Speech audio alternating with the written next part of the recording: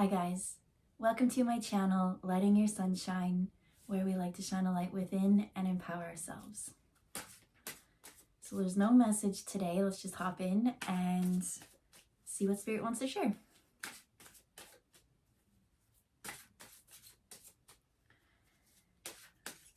Okay, so I heard 2 or 3, so there's 1. We've got mindful wisdom.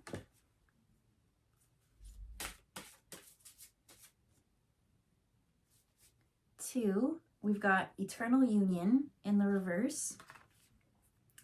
And then this one's the 3rd one. Oh, this one has 2. Okay. And then, okay. So the 3rd one is kind of like this inner, sorry, there's hair in my face. The 3rd one is kind of an inner working. So that's why these 2 go together, because it's not quite, there's like a block in this. And so it's third eye vision with meditation. So someone not quite seeing things correctly. So they say go into this one first before we can go into this, because someone's not seeing clearly, and this vision of not being able to see is blocking the 3rd eye. And because of that 3rd eye, it's really stopping a union from forming or love from coming into your life. And you deserve to be abundant and full of love. Yeah, because when I look at this union one, it kind of goes into the bodies. Right about here where her hand is on his heart, and there's like these ripples. But when you look really close, it almost looks like a skeleton or something like that. It's like this love is depleting. And so the reason why it's depleting is because the 3rd eye, not seeing things clear. Something to do with meditation. So maybe it's a story that you're telling yourself that's not right. So let me go. So as soon as I went into the meditation card to turn it in the upright, I felt something grab my arm. It almost was like, stop. And it just didn't want me to take the card and control things for the better, is what I'm kind of getting.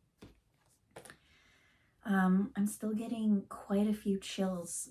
So let me just look into the card first and see, because I'm not quite understanding this energy. I'm feeling 2 things at the same time. I'm feeling not hopeful at all. And then on this one, I'm feeling so anxious, so nervous. It's almost like a little school crush or something. Like it's nervous like that. Like it's not nervous in a bad way, but it's kind of building up anticipation, and this anticipation is uncomfortable. And with that unchecked, this feeling, it's spinning out of control. Oh, there's the 3rd eye. It's spinning out of control and morphing and twisting. And so every time that you remember a last memory,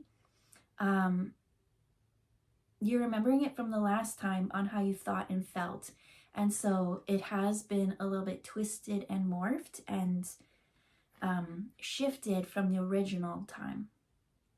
I hear someone coming in now and being like, I lived that memory. I was there the first time it happened. Like, I'll never forget that. And it's not discrediting the energy. They're saying the first time it happened, you thought and felt one way. And then the next time it happened, distance has happened since then. And that now is also in the equation. So it can't be the same as the first time. And so if you are having that same experience every time, there's something not being seen correctly, because they show it's either one of 2 ways. Letting things go rampant and twisting and morphing into something like a tale that's not true, right? It's like our spouse, and our spouse is cheating or something, but it's not. We just, I don't know, we just have these dark thoughts that tell us that we're not worthy of this union. And I tell you that you are, because in this meditation, this is what needs to be worked on in order to change the energy and move forward. But in this meditation, I do see the two bodies, the two souls. So there is to touch on that, but later. Because right now, it's a thought. It's something that you see in yourself that keeps, I'm hearing attach an unhealthy cord, or deplete you, because you're draining your cup for someone else. And it's not quite a cord, but it's just this person. What are you trying to show me, Spirit?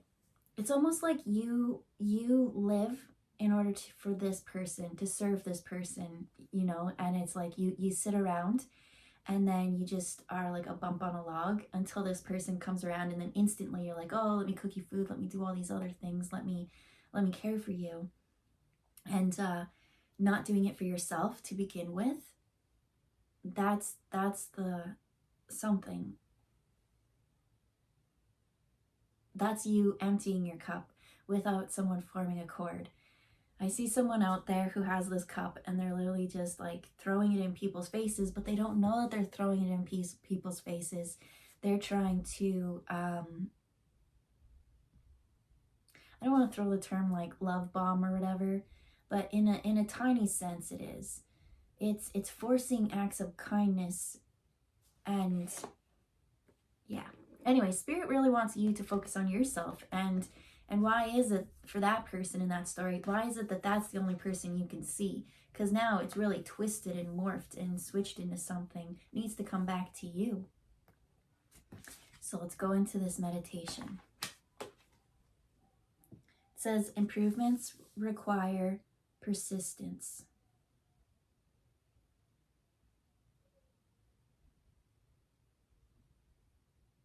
Okay, so when I was looking into the card,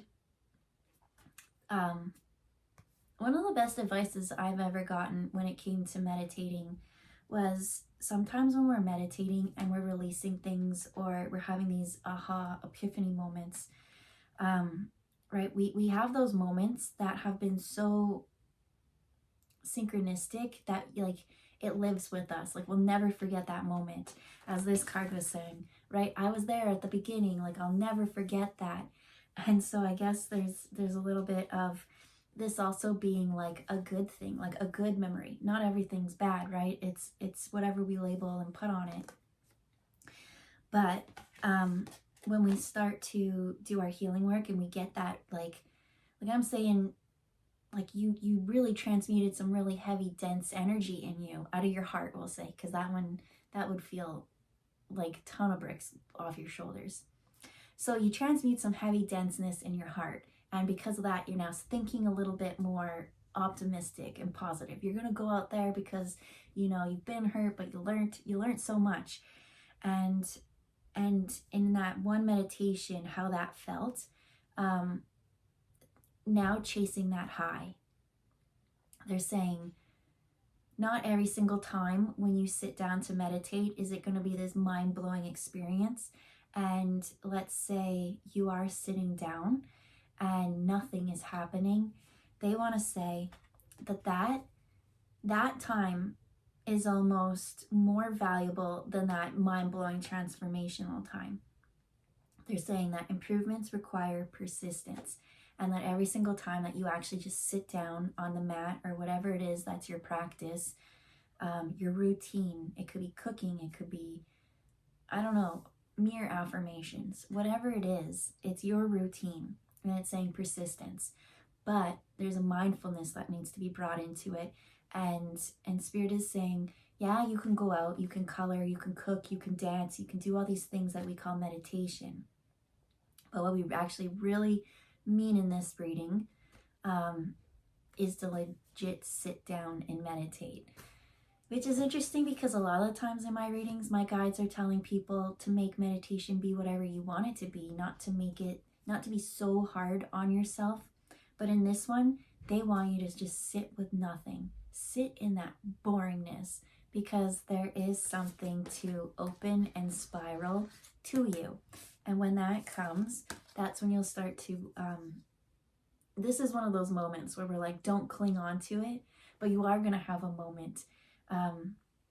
Every day you sit on that mat, not every day are you going to have that release, but some days you gain the knowledge.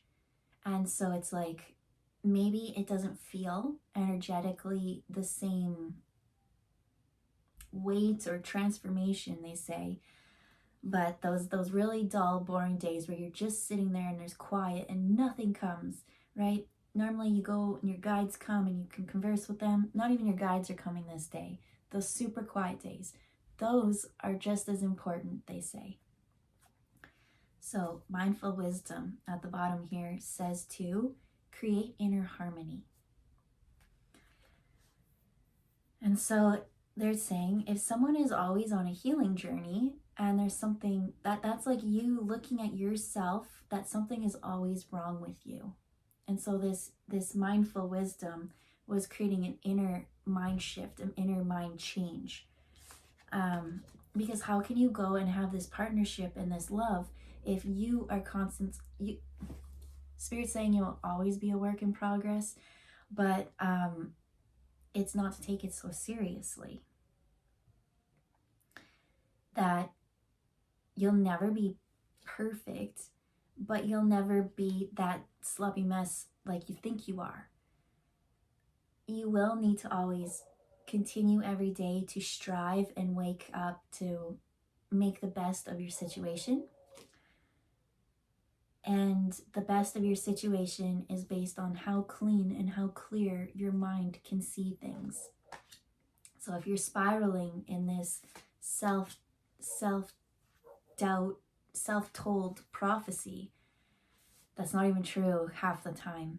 This is just our fears have crept up. We've noticed them. We're like, I don't have time to go sit on the mat and do my meditation to actually work through you and release you. So in this instance, I'm going to ignore you. And so when you ignore this feeling, it's going to pop up again. And it's going to pop up again and again and again. And they're saying that at the first instant, you felt one way. And now that it popped up that second time, now you have that resistance or whatever it was when you avoided it the first time.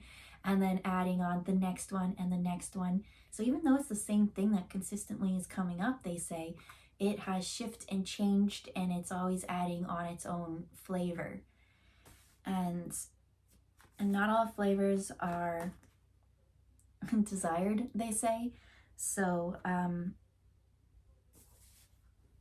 it's for you to check your flavor profile, they say.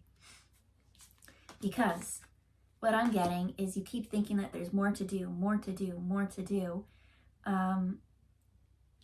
Because you are working towards this. And you can't have this until you have reached that end goal. And Spirit's saying you already are deserving of this. That it's at the end and that line, this line is tricky. The more and more you run to it, the more and more it's like it keeps going away. It's just always one step in front of you. And so in order for this finish line to actually come, that's where you sit in that meditation. And meditation, again, says persistence. This one says a new love is forming. If it's a new one, we can't have just bonds, like instant soul connection bonds. There is that little bit of mistrust. I don't want to say mistrust, but we do. Because anytime we meet someone new, they really do start to remind us of someone in the past.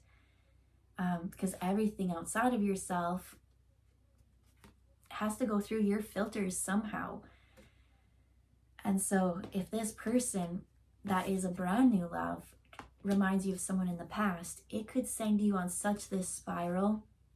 Maybe the person in the past was doing all this shady stuff and lying or whatever, but this one hasn't. And so to actually put them in the same low vibe and depth almost isn't fair, they say. They say we still haven't quite gotten into that person who's chasing that high or that feeling or that bliss.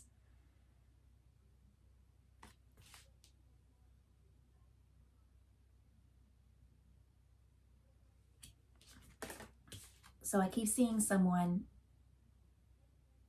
trying to push this line to happen faster, right? And every time they go, it fades away or it goes somewhere. And then they go into that spiral and those things. And then, oh, that thought's gone. Let's see if something else will come, because I can tell that that one is just gone, gone, gone.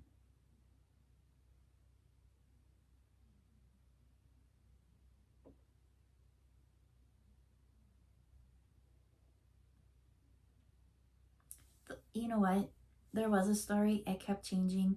Everything's changing in this. And I think that's why they're saying that it's so damn important. Right here, you see how they're all just sitting in the darkness? These ones are all lit up and glowing. But it's these ones that are so important, because it's striving for this peace, and it keeps going up into here where it like blows up into this, ignites itself. And they say each one of these, when I look at it, this one's lighter blue, this one's more of just a shadow, this one's got a heart glow. Like each one is different. And that's what they keep saying, is each thought, each thing that comes up, they're saying it's just you in the moment.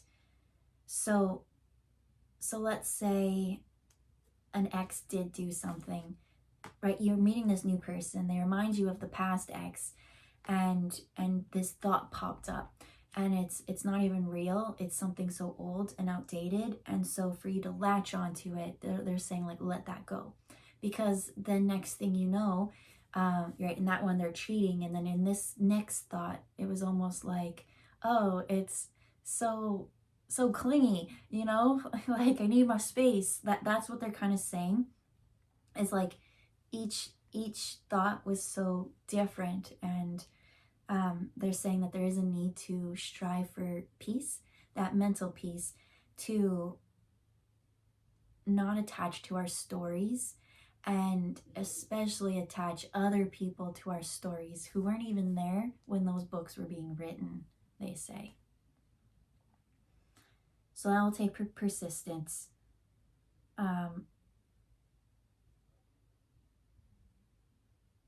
Okay, so it went again to that really dark one, the really shadow one.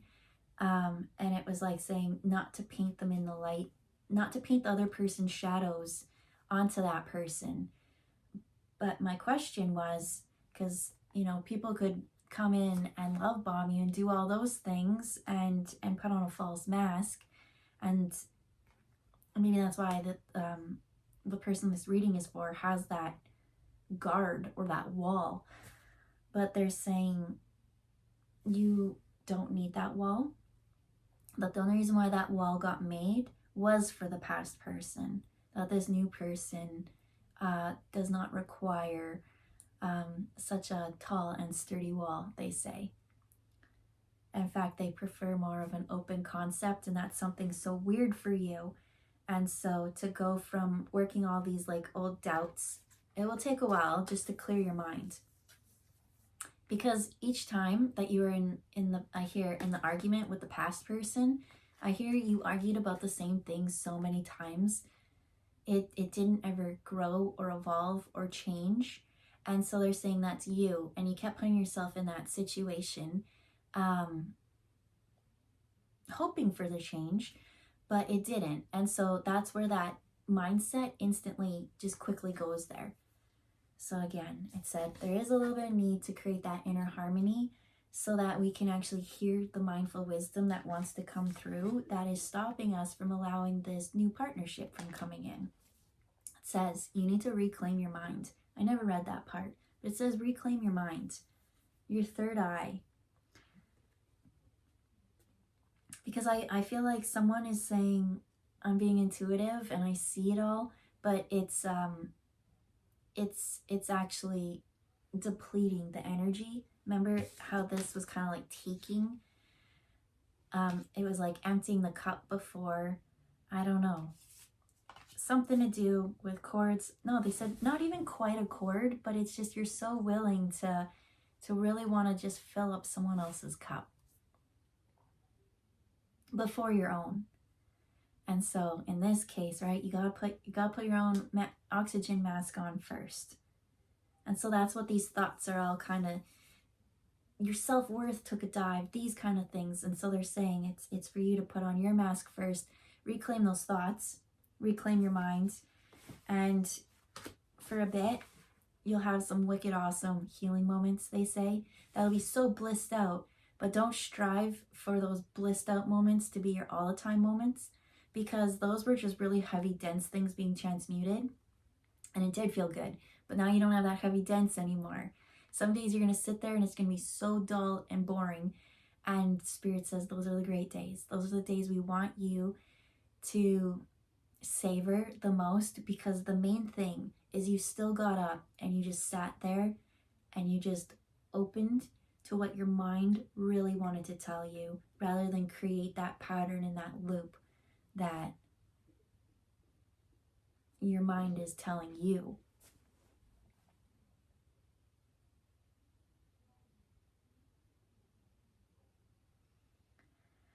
I see as this process of the letting go, and then the, right, because the letting go, I think, is what is that, it's almost like you see someone addicted to healing in that loss sense of that.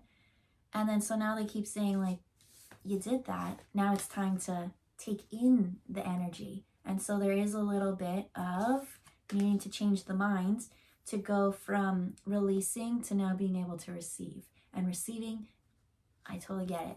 That is scary. It's scary. But we have this new love coming. It's an open concept. We don't need walls. You've already created the inner harmony. And if you haven't, they're saying, what are you waiting for? All you have to do is just sit there and do nothing. And I think you can do that. They say don't attach to the good, don't attach to the bad. Just let your mind tell you what it is. And I think if you sit back and you can actually observe it like a movie or something, you'll start to understand, right? You watch a movie, you see someone make a mistake, you don't hold them accountable as harsh as I think you do yourself. And so with you in that view of meditation, it's now you viewing your life as the movie, so that you don't add that judgment and that feeling. Let whatever wants to come and go flow. Am I missing anything, Spirit? They want to talk about the colors, the orange and the red and the pink. They say that the fire should be in the lower half of the body, not in the upper half. So they just keep saying, let it flow. Let it go, let it flow. If your mind's on fire, we gotta cool it. So sit in the void, sit in the vast, and you will. It's so funny. It's like, it's so hot. It's all these things trying to force it. And it's like by you sitting and not forcing things, not attaching to the good, not attaching to the bad, not attaching to the anything, it goes into like the void or the whatever. And then that's where it gets like ignited and on real fire. And by real fire, I mean enlightened wisdom. So with that, we'll leave it there. I hope you guys have a good day, and we'll see you next time. Bye, guys.